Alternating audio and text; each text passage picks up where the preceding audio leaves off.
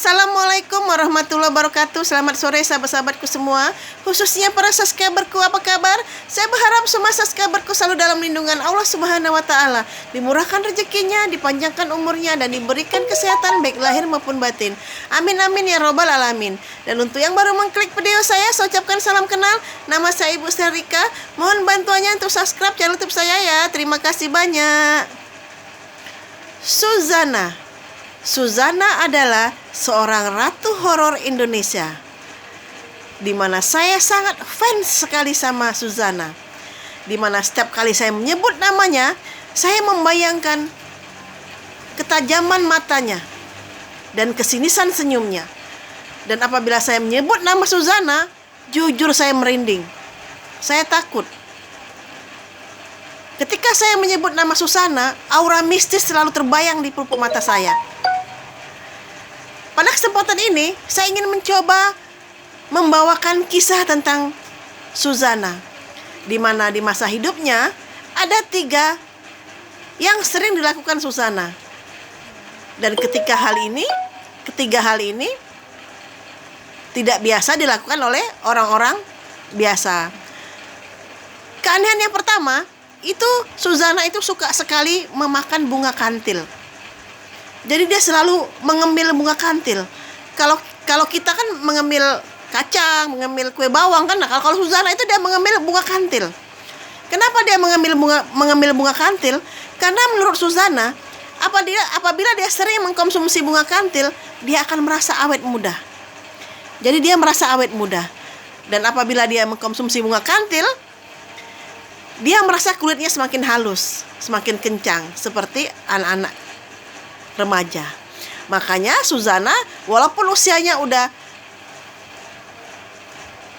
tua, tapi kecantikannya masih terus terpancar di wajahnya. Kebiasaan aneh yang kedua dari Suzana adalah dia sering berjalan santai di tengah malam antara jam 1 dan jam 2. Dia keliling komplek. Nah, kenapa dia suka berjalan? Kalau kita kan berjalannya pagi atau sore. Tetapi kalau Bunda Suzana, dia suka berjalan di tengah malam antara jam 1 dan jam 2. Karena apa?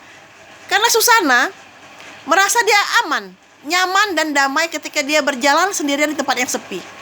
Jadi pada saat jam 1, jam 2 malam, itu tidak akan ada orang yang mengganggu dia. Tidak ada orang yang menyapa dia.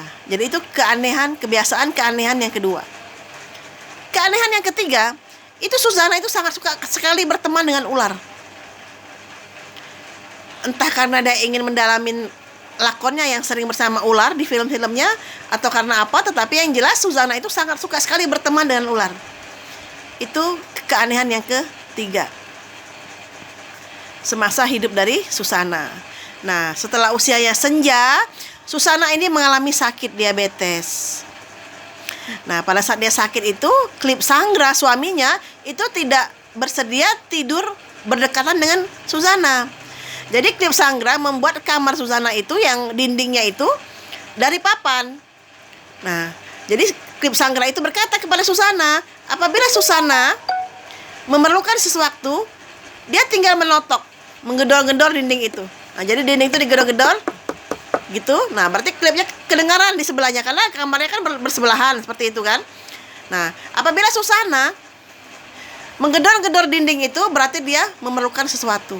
Maka Klip Sanggra akan datang untuk menanyakan hal apa yang diperlukan dari Suzana. Nah, ketika menjelang kematiannya, itu Suzana meninggal di dalam kamarnya.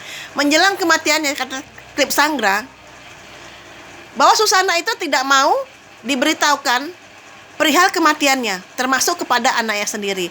Sehingga pada waktu itu terjadi perselisihan antara anak kandung dari Suzana itu kepada Klip Sanggra. Karena Klip Sanggra ini dituduh oleh anak Suzana itu bahwa Klip Sanggra ini ingin menguasai semua harta warisan dari Suzana. Jadi seperti itu. Anak kandung dari Suzana sempat melaporkan Klip Sanggra, tetapi kasus ini tidak bisa diteruskan karena tidak mempunyai bukti-bukti yang kuat. Setelah kematian Suzana, itu Klip Sanggra menikah kembali dan tetap menempatin rumah mendiang Suzana. Nah, Dan kamar Susana itu masih dirapikan setiap pagi dan sore, selalu dibersihkan, tetapi tidak ditempatin. Nah, pada suatu sore itu istri dari Klip Sanggra itu membersihkan kamar dari Susana.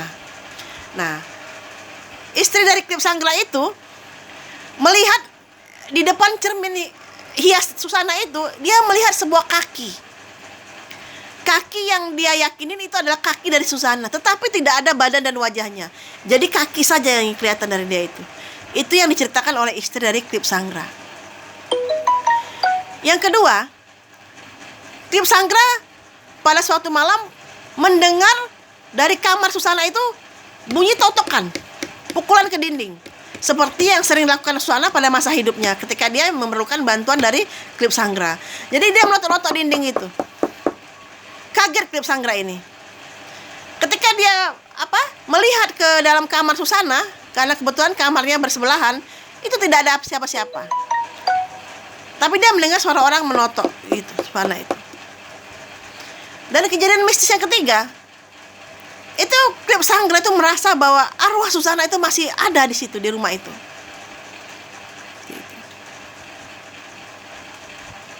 Jadi itu kejadian-kejadian setelah Susana meninggal dunia. Seperti itulah cerita yang bisa saya sampaikan dan saya ketahui dari Susana, Ratu Horor Indonesia. Kebetulan ini mau azan asar ya, saya sudahi dulu. Terima kasih yang sudah menonton video saya. Assalamualaikum warahmatullahi wabarakatuh. Selamat menunaikan ibadah sholat asar ya. Terima kasih.